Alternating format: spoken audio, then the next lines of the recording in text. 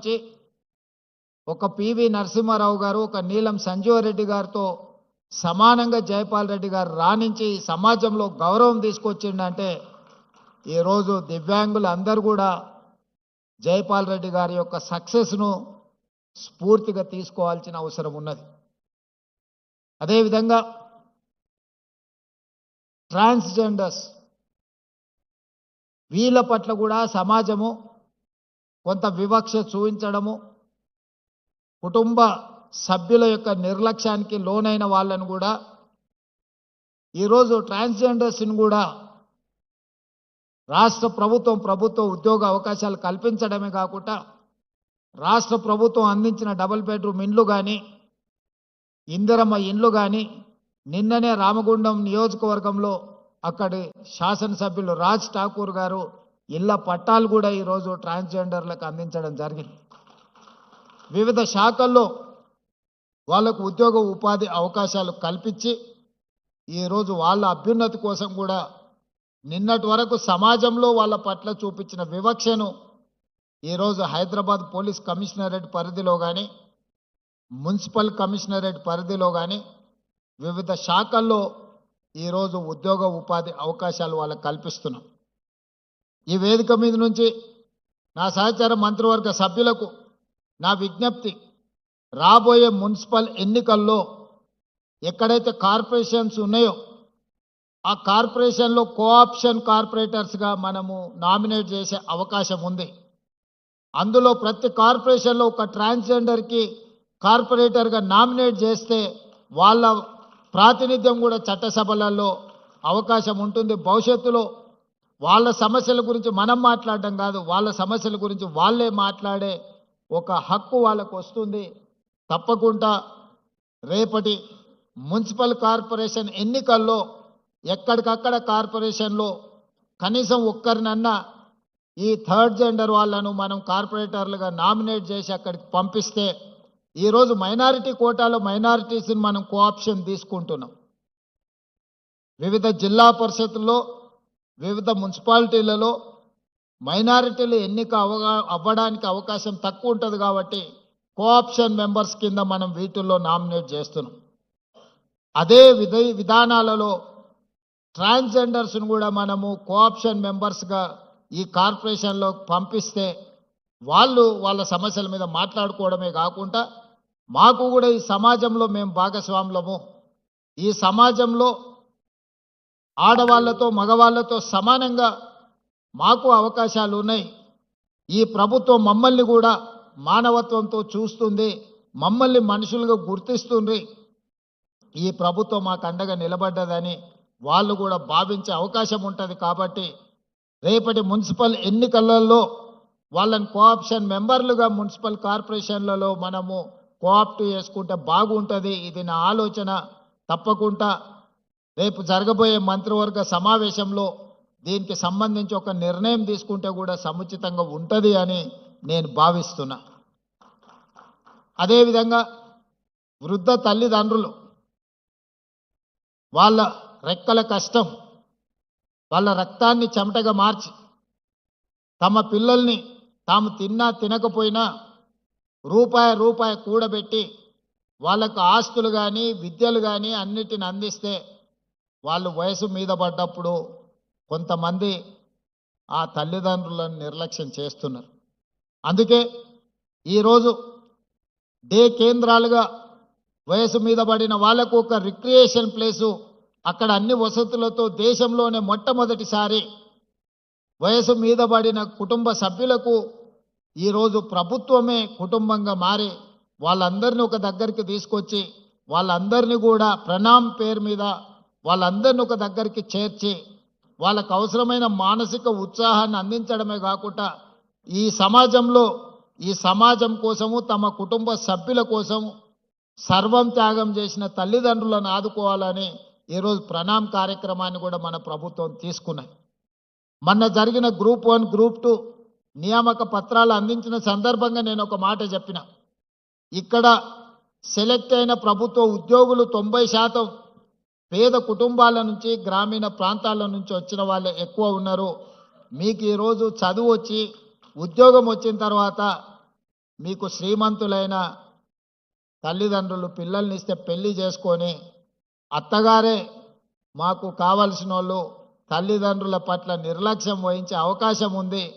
కాబట్టి మీరు ఎవరైనా తల్లిదండ్రుల పట్ల నిర్లక్ష్యం వహించి వాళ్ళకు జీవనాధారం లేకుండా చేస్తే మీ జీతాలలో 10 నుంచి 15% కోత విధించి సరాసరి ఆ తల్లిదండ్రుల ఖాతాలలో మీ ప్రతి నెల జీతము తల్లిదండ్రుల ఖాతాలకు పోయేటట్టు చట్టం తీసుకొస్తా అని చెప్పినా రేపు జరగబోయే బడ్జెట్ సమావేశాలలో మా మిత్రులు దామోదర్ రాజనరసింహ గారు ఈ చట్టాన్ని ఏ విధంగా పొందుపరచాలనో, ఎవరైతే పిల్లలు ప్రభుత్వ ఉద్యోగాలలో ఉన్నారో తల్లిదండ్రులకు వాళ్ళ జీతాలలో కొంత ఇవ్వాలి. కష్టపడి పెంచి విద్య నేర్పి ప్రయోజకులుగా తల్లిదండ్రులు మారుస్తే ప్రయోజకులు అయిన తర్వాత తల్లిదండ్రుల పట్ల కొంతమంది నిర్లక్ష్యంగా వ్యవహరిస్తున్నారు. ఎలాంటి ఫిర్యాదు మనకు ఆ స్థానిక ఎంఆర్ఓనో లేకపోతే ఎంపీడీఓ దగ్గర తల్లిదండ్రులు మా పిల్లలు మమ్మల్ని చూసుకోవడం లేదని ఏదైనా ఫిర్యాదు ఇస్తే ఆ ఫిర్యాదును పరిశీలించి వాళ్ళ పిల్లలు ప్రభుత్వ ఉద్యోగస్తులైతే వాళ్ళ జీతాలలో 10 నుంచి 15% కోత విధించి సరాసరి ఆ తల్లిదండ్రుల ఖాతాలకు పోయే విధంగా మనం చట్టంలో మార్పు తీసుకురావాల్సిన అవసరం ఉన్నది. వివిధ కారణాల చేత తల్లిదండ్రుల పట్ల నిర్లక్ష్య వైఖరితో ఉన్న వాళ్ళను సరైన దారిలో పెట్టాల్సిన బాధ్యత మన మీద, ఈ ప్రభుత్వం మీద ఉన్నది. ఎందుకంటే తల్లిదండ్రుల బాధ్యత తీసుకోవడం లేదు అని అంటే వాళ్ళకి సమాజం పట్ల ఏమాత్రం బాధ్యత లేదని మనం భావించవచ్చు. ఎవరైనా వ్యవసాయ కూలీ అయినా లేకపోతే చిన్న చిన్న కమతాల రైతులైనా లేదా ప్రభుత్వ ఉద్యోగులైనా తల్లిదండ్రుల పట్ల నిర్లక్ష్యంగా వ్యవహరిస్తే వయసు మీద పడి వయసు ఉన్నంత కాలం మీకోసమే కష్టపడి రెక్కలు ముక్కలు చేసుకొని పెంచి పెద్ద చేసి మిమ్మల్ని ప్రయోజకులను చేసి సమాజంలో ఒక గుర్తింపు తీసుకొస్తే ఆ గుర్తింపు వచ్చిన తర్వాత తల్లిదండ్రుల పట్ల నిర్లక్ష్య వైఖరి అవలంబిస్తే దాన్ని సరిదిద్దే బాధ్యత ఈ ప్రభుత్వానికి ఉన్నది. తప్పకుండా దాన్ని సరిదిద్దుతామని కూడా నేను ఈ వేదిక మీద నుంచి చెప్పదలుచుకున్నాను. దానికి సంబంధించి కూడా చట్టాన్ని సవరించి ఈరోజు తప్పకుండా ఈ రకమైన చర్యలు చేపడతాం. అదేవిధంగా 100% తెలంగాణ రాష్ట్రంలో ఉన్న ప్రతి ఒక్కరికి వైద్యాన్ని అందించాలనేదే మా ఉద్దేశం. ఇంతకుముందు మిత్రులు దామోదర్ రాజనరసింహ గారు తలసేమియా గురించి ఇతర పరీక్షల గురించి కొన్ని సూచనలు చేసిండ్రు. రాబోయే రోజుల్లో రేపటి బడ్జెట్ సమావేశాలలో హెల్త్ పాలసీ తీసుకొచ్చి ఈ రాష్ట్రంలో ఉండే ప్రతి పౌరుడికి 100% ప్రభుత్వం వైపు నుంచి వైద్యాన్ని అందించే విధంగా ప్రణాళికలు సిద్ధం చేస్తున్నాం.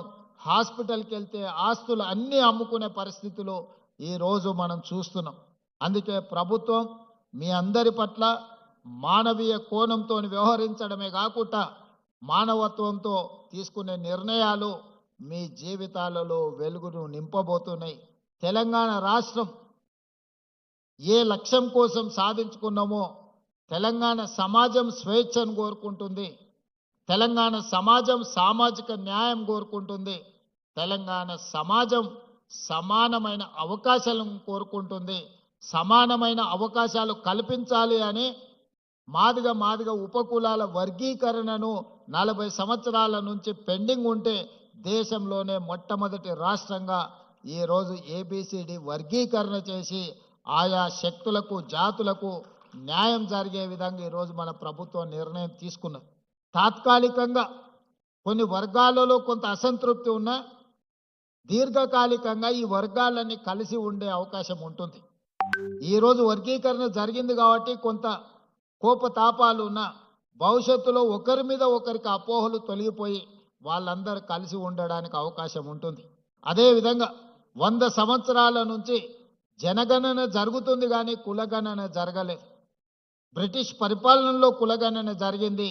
మళ్ళీ 100 సంవత్సరాల తర్వాత మొట్టమొదటిసారి తెలంగాణ రాష్ట్రంలో జనగణనతో పాటు కులగణన చేసి ఎవరు ఎంతమంది ఉన్నారో వాళ్ళ దామాషా ప్రకారం వాళ్ళకు నిధులను ఇవ్వాలి, ప్రభుత్వ పరంగా అవకాశాలు ఇవ్వాలి అని ఈరోజు కులగణను కూడా పూర్తి చేసి వాళ్లకు రాజకీయంగా విద్య వైద్యంలో ఉద్యోగ ఉపాధి అవకాశాలతో పాటు రాజకీయ అవకాశాలు కూడా కల్పించాలని మన ప్రభుత్వము ఈరోజు సమగ్ర కుటుంబ సర్వే పూర్తిగా చేసి ఈరోజు సిపెక్ సర్వే ద్వారా డేటా యాక్యురేట్గా ఈరోజు మన రాష్ట్ర ప్రభుత్వం డిప్యూటీ సీఎం ఉప ముఖ్యమంత్రి గారు బట్టి విక్రమార్క గారి నేతృత్వంలో మన ప్లానింగ్ డిపార్ట్మెంట్ సిపెక్ సర్వే చేసి ఈరోజు తెలంగాణ రాష్ట్రం మొదటి రాష్ట్రంగా నిలబడ్డది.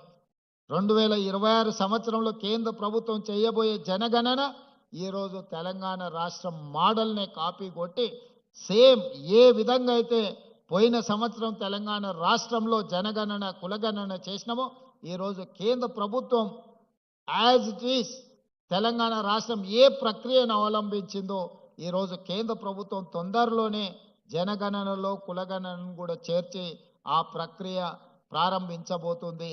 తెలంగాణ రాష్ట్ర ప్రభుత్వం గర్వంగా చెప్పుకుంటుంది, మేము అమలు చేసిన విధానాన్నే ఈరోజు కేంద్ర ప్రభుత్వం తప్పని పరిస్థితుల్లో మా ఒత్తిడికి కేంద్ర ప్రభుత్వం తలవొగ్గి ఈరోజు అదే విధానాన్ని తీసుకురాబోతుంది. దేశానికి మొత్తం తెలంగాణ రాష్ట్రం ఈ విషయంలో ఆదర్శంగా నిలబడ్డదని నేను ఈ వేదిక మీద నుంచి చెప్పదలుచుకున్నాను. అందుకే మిత్రులారా, సమస్యలు అన్ని పరిష్కారమైనాయని నేను చెప్పను. 2 సంవత్సరాల్లోనే అన్ని పరిష్కరించడం అద్భుతాలు చేసినామని కూడా నేను చెప్పను. కానీ ఉన్న సమస్యల్ని పరిష్కరించడానికి అవసరమైన ప్రణాళికల్ని మన ప్రభుత్వం రచించుకుంటుంది. సమస్యలు ఉన్న వాళ్ళతో చర్చించి వాళ్ళ వైపు నుంచి పరిష్కారానికి అవసరమైన సూచనలు తీసుకొని మా ప్రభుత్వం ముందుకు వెళ్తుంది. మా ప్రభుత్వం ప్రజల నుంచి వచ్చిన ఆలోచనల్ని అందిపుచ్చుకొని ప్రజలు అందించే సలహా సూచనల్ని తీసుకొని పరిపాలన కొనసాగిస్తున్నాం. అందుకే ఇది ప్రజాపాలన, పేద ప్రజలకు అందుబాటులో ఉండే పాలన. ఈరోజు ఇక్కడ ఇంతమంది ఉన్నారు. ఒకనాడు ఇందులో కాలు పెట్టాలని వచ్చి ఎర్రటెండలో అక్కడ గేటు బయట గద్దరన్న 4 గంటలు ఎదురు చూసినా లోపలికి రాలేకపోయిండు. మీరు అందరు చూసిండ్రు. కానీ ఇవాళ స్వేచ్ఛగా మీరు లోపలికి వచ్చి మీరు ఇక్కడ కూర్చొని మీ హక్కుల గురించి చర్చించుకునే పరిస్థితి ఈరోజు జ్యోతిరావు పూలే ప్రజాభవన్లో అవకాశం కలిగింది. ఒకనాడు కొద్దిమంది శ్రీమంతులకు పెద్ద పెద్ద కాంట్రాక్టర్లకు మాత్రమే ప్రవేశం ఉన్న ఈ ప్రాంతంలో ఈరోజు పేదవాడు, నిరుపేద, వికలాంగులు, లేకపోతే ట్రాన్స్జెండర్స్ నుంచి పండు ముదిసి వాళ్ళు కూడా ఇక్కడికి వచ్చి తమ సమస్యల్ని చెప్పుకోవడానికి అవకాశం ఈ ప్రభుత్వం కల్పించింది. ఈ ప్రభుత్వానికి ధర్మగంట ఉన్నది. సమస్య ఉన్నదని ఆ ధర్మగంట ఎవరు కొట్టినా ఇక్కడ వచ్చి వాళ్ళ సమస్యల్ని వింటాం. ఇది ప్రజా సమస్యల్ని పరిష్కరించుకునే ప్రతి వారంలో 2 రోజులు ఇక్కడ ప్రజా వేదిక నిర్వహించి ఐఏఎస్ అధికారులతో పాటు డాక్టర్ చిన్నారెడ్డి గారు ప్లానింగ్ కమిషన్ వైస్ చైర్మన్, వీలైనప్పుడు మా మంత్రులు కూడా ఇక్కడికి వచ్చి ఆ సమస్యల్ని విని కొన్ని లక్షలాది సమస్యల్ని మనం పరిష్కరించుకుంటున్నాం. ఈ రాష్ట్రంలో సమస్యలు ఉన్నవాళ్ళు ఎక్కడికి వెళ్ళాలోనో తెలియని పరిస్థితి లేదు. ఎక్కడికి వెళ్తే ఆ సమస్యకు పరిష్కారం దొరుకుతుందో ఈ ప్రజలకు స్పష్టత ఉంది. మీ సమస్యల్ని పరిష్కరించడానికి నిరంతరం సచివాలయంలో మా మంత్రులు, మా యంత్రాంగం అందుబాటులో ఉండు. వారంలో 2 రోజులు ప్రజా వేదిక ఇక్కడే నిర్వహించి ప్రజలు సమస్యలను చెబితే వాటిని పరిష్కరించే ఒక వ్యవస్థను ఈరోజు ప్రజలకు అందించినాం. ఇంకా చేయాల్సింది చాలా ఉంది. వాటికి అవసరమైన ప్రణాళికలు మీ అందరి ప్రభుత్వానికి అండగా నిలబడండి.